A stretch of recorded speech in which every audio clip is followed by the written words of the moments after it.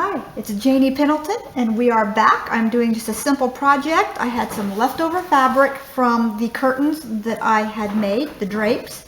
And at the end of this video, I will put that link right up here. But I just had some leftover really pretty toile fabrics and things like this. And then here's this nice brocade plum fabric. So now what we're going to do here is we are just making a pot holder. Now what you're going to do is you're just going to need, I put in 4 layers of this thinner quilt batting. See, it's not a thick quilt batting, it's about the 1/8 inch stuff. So I got 4 layers of that. That should ensure me from getting burned on my hand. You can see it makes for a nice fluffy pot holder. And some of these rolled pillow covers here. Now I've got all my parts cut out for the pillow covers. So with the leftover of that, I had just enough of the toile to make a pot holder. I mean, I'm going to use every inch of this fabric that I can because it'll be nice having a nice pot holder out and or even a trivet on the table to keep my freshly painted table from looking bad. So I only had enough fabric left for this pot holder. So what we've done here is we've done 4 layers of this 1/8 inch thick quilt batting. That's 4 layers. Then we took the first piece of fabric here, okay, quilt batting on the bottom, all 4 layers here on the bottom. The next piece of fabric is sitting upright, so the right side is up. The next piece of fabric is right side down, so we have right side up. So basically right sides together and then laid on top of your batting. So right sides together, laid on top of your batting. I, however, have a pattern to mine, and I wanted mine to be the same when I fold this inside out as on the back, so my pot holder would look nice. So the dancing couple, when I turned over, it would have a tree on the back side without having to flip it this way. Okay, so pay a little mind if you have a pattern like that. But like if you have a simple solid pattern or a little floral pattern or something, you don't have to worry about that. I, however, have an actual dancing couple on here. So I actually was able to cut my people right out. And my little dancing couple here is now in the middle. Which, that's what I wanted. Okay, that's what I wanted. So, so with a pattern, pay mind to that. Now what I've done here is I've just taken this on the machine and on a straight stitch, I back stitching in all the corners. Okay, all corners got back stitched. And I did a little over 1/4 inch seam allowance. It's fine. And then I used a small tight stitch to make sure that this did not spread apart. I also back stitched here, and I left about a 3.5 inch opening, 3 to 3.5 inch opening on a pot holder this size. That's fine. So the overall size of this, of my fabric, is 8 inches, 8 inches tall by 7.5 inches wide. And you can make this 8 by 8, 5.5 by 5.5. It's however big you want to make your pot holder. In this case, this is what fabric I had left, so this is the size that I made it. All right, and that was also giving me a 1/4 inch seam allowance. That's a little over a 1/4 inch. It's a 1/4 inch here, a little over. It doesn't matter. This is not one. We're not making a quilt here. We do not have to be perfect. We just have to catch this so then that way far enough away from the edge.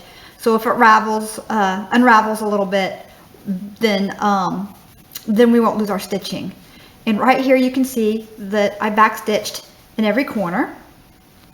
And remember, right sides together on the fabric, then the fabric sits together on top of the batting. All right, back stitch here. So when you turn this right sides out, this right here be nice and tight so we don't tear this stitch right here. Okay, we need that nice and tight. Now we need to thin this down just a little bit. This is, for the beginners, this is the simplest project you can make on your sewing machine, okay? This is the simplest project you can make on your sewing machine. I can't reiterate on that enough. This is so easy. This is a great way for a beginner to learn how to use their sewing machine. I mean, there's nothing exact about this at all. See that? When you do sew this, however, you want to sew this with the batting side down so it doesn't catch on your presser foot, or switch your presser foot out to so you could put your quilting foot on here or something along that line. Doesn't have this little ragged feet here that doesn't catch. See that? Doesn't catch on these on the regular sewing foot here. All right, So you can switch this out. I didn't. I didn't have to because I put quilting side down when I sewed. Is we're going to trim the corners close to that stitching. Not too close. Not too close. See that? Just about that, like that right there. We're going to do it here as well.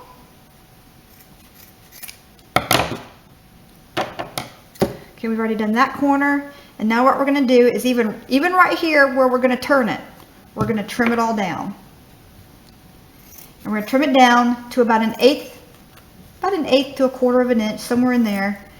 We're going to get rid of all that extra so it's not so bulky. This will make it nice on the edges when we go to, I think I missed some. There we go.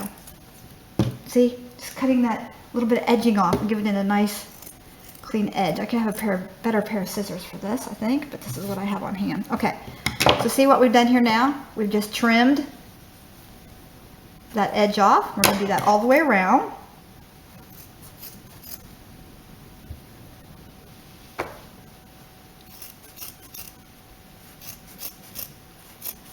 Sorry if my arm's in your way, but if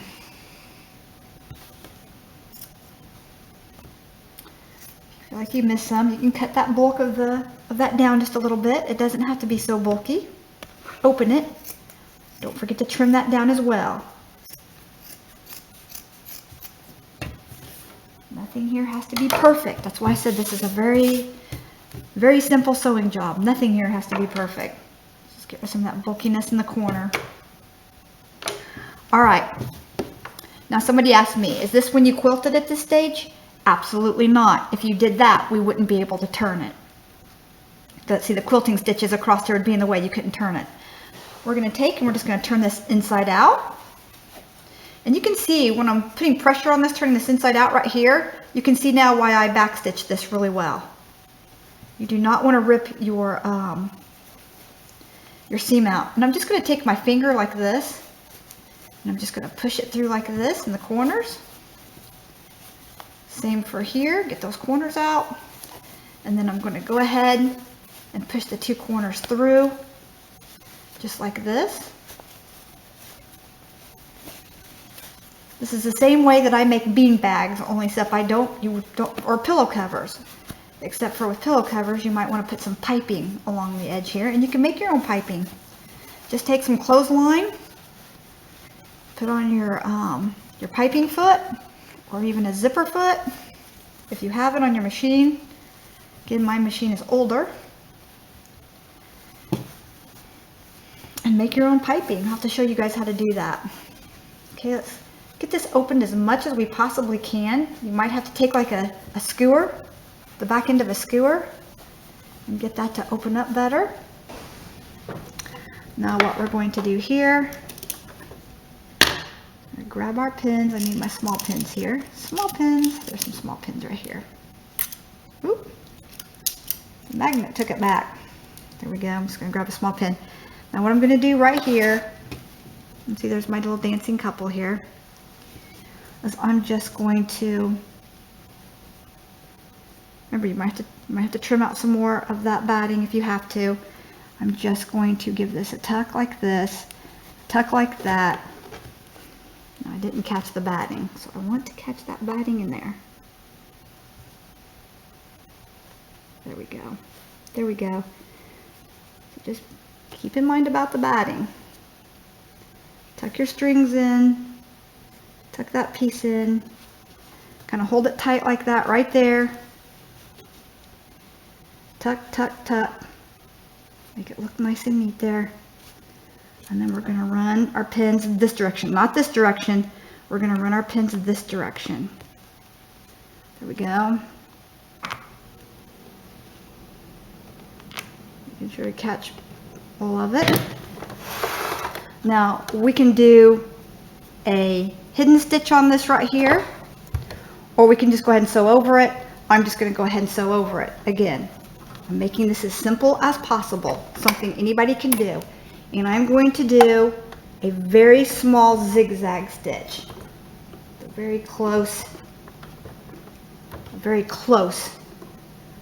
zigzag stitch. And I'm going to make my stitches really tight, so I can make sure that the little strings and frays and the batting and stuff doesn't come back out of this.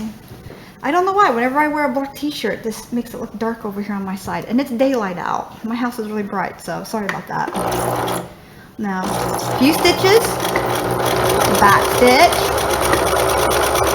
closing it up all the way, remove that pin. If you have to, keep pressure right here.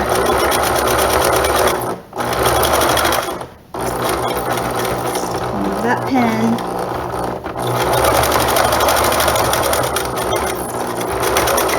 And back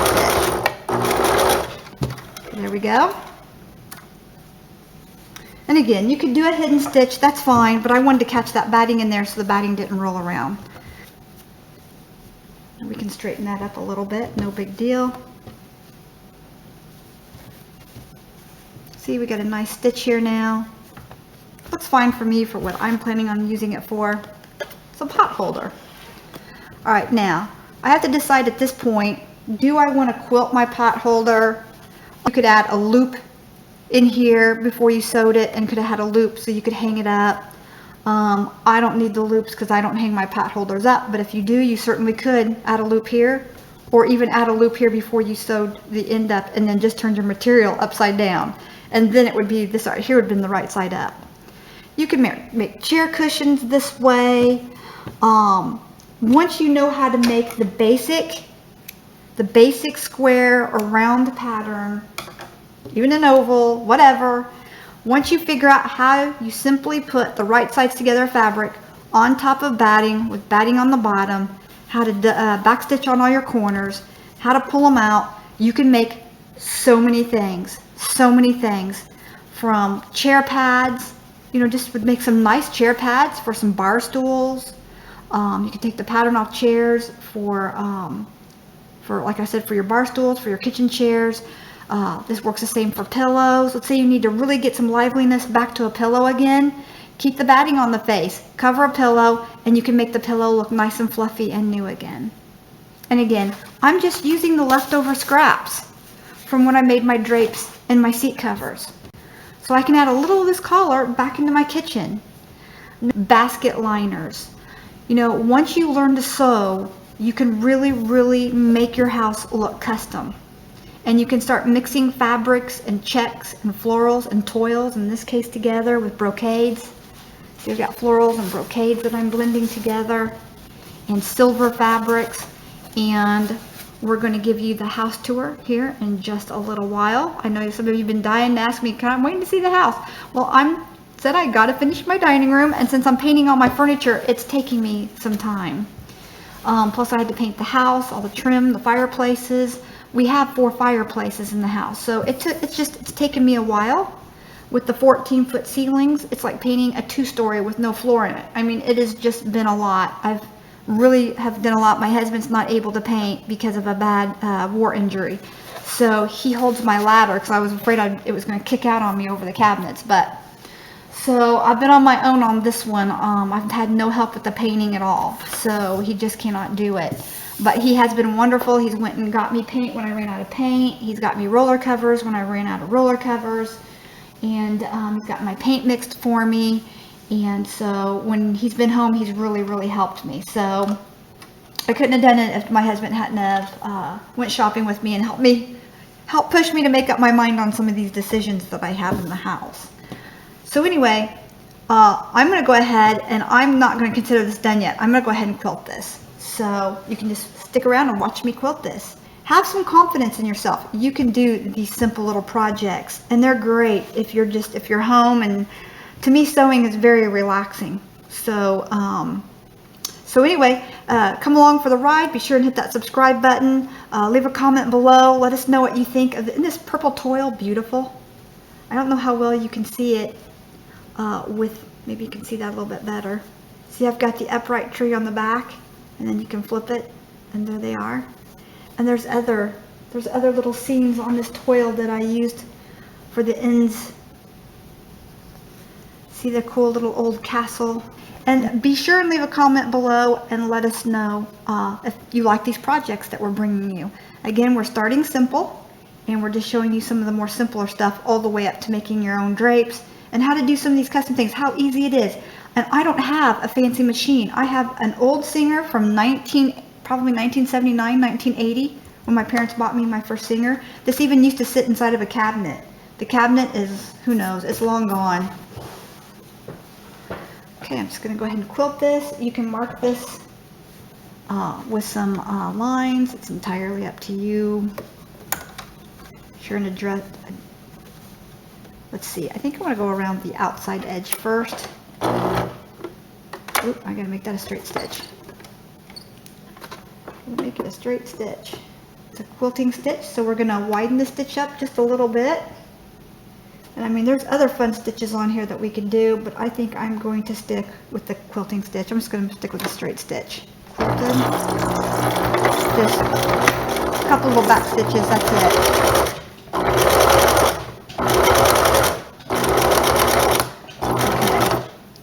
Let's see. Yeah, that's going to lock for me. Again, corner.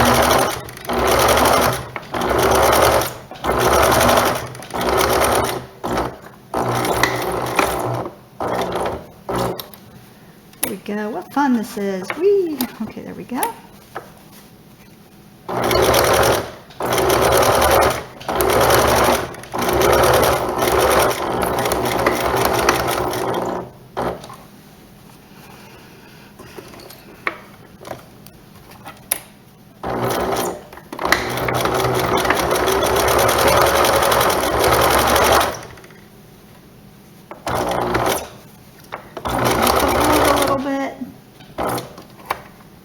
Get it not to pucker. There we go. Sure and clip all your strings.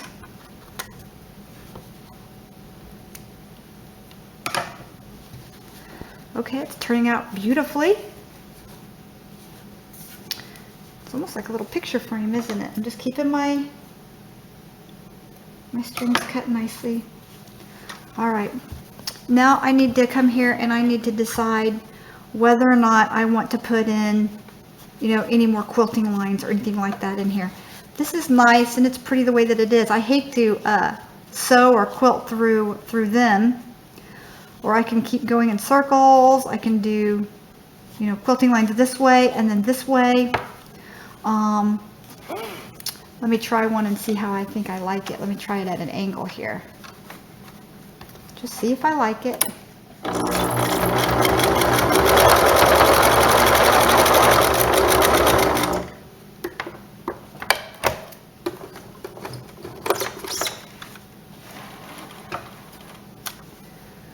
Okay.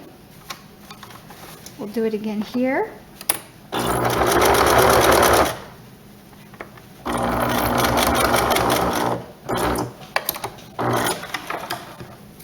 Here.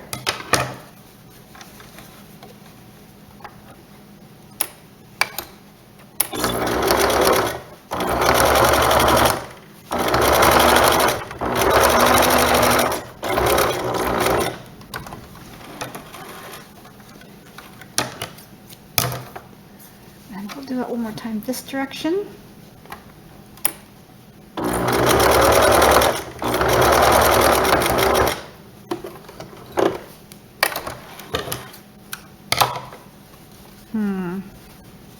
I like that. And then I'll come across it the other direction here.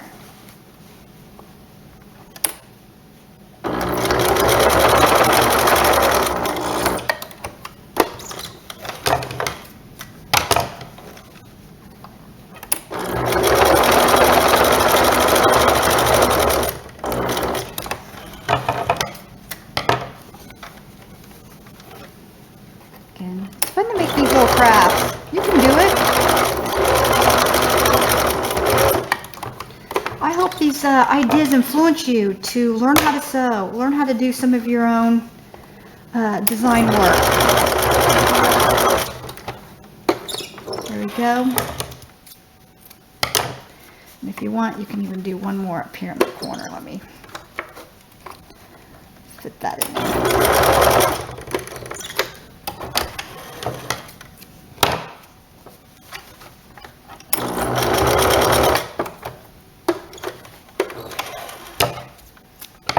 Oop, what happened there? I do not know. Okay, there it goes. And then maybe one more in this corner here.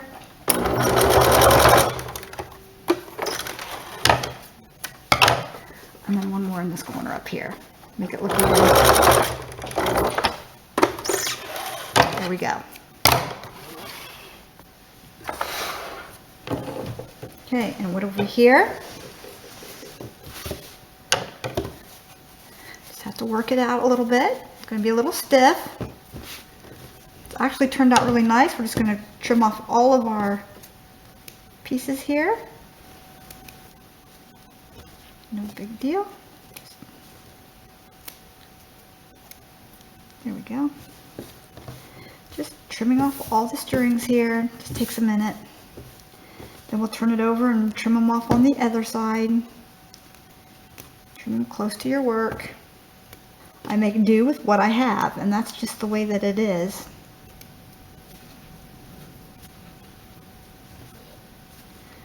I sew a lot, but I don't sew enough to warrant a $2,000 machine, so I'm just not. I like my old Singer. I've had the guy that's repaired this before. He owns the Singer Sewing Center uptown. And he says that he couldn't believe I still had this machine. He goes, but it doesn't really surprise him because these are the best machines. And to replace it and to get a new machine is just, there we go. I think I got them all that time. Did I get them all? Oh, no, one more. It's hard to see on that toil where all your, okay, now we're going to wiggle this a little bit and pull some of those through to the center. There we go. Scraps, so we can stuff. I always use my scraps to stuff teddy bears or stuffed animals with. Oh, here's another one. Even the strings, I put everything in the scrap bin. Everything gets reused and recycled. You don't have to throw it away. It's still good. Okay. There we go. Now I got it all. Okay, and here it is. Here is our pot holder. I mean, it couldn't be any easier than that right there. All right. So isn't that beautiful? Now I have something that matches my kitchen and that brings that toil into the kitchen itself, which is what I wanted to do. And I just think this is absolutely stunning. Leave a comment below. Be sure and subscribe. Be sure and hit that thumbs up button. Show your support for our channel. And let us know below in a comment what you think. And if there's a project you would like for me to try, let me know and I will get to it as soon as I possibly can, or if I can afford to get to it. Sometimes people have some pretty wild requests, but that's fine. It's interesting. I like to learn new things too. So it makes for a great trivet, a pot holder, you know, whatever. And now it's going to be able to make it through that washing machine. It's durable. I know I'm not going to burn my hand because I've got the 4 layers of the 1/8 inch batting in here, and I'm happy with it. So this is Chef and Builder Janie Pendleton, and I hope you've enjoyed this series of sewing projects, okay, for our house remodel. Blessing. You can do this. You can do this. It's very, very easy and a great way to learn how to sew. Simple project.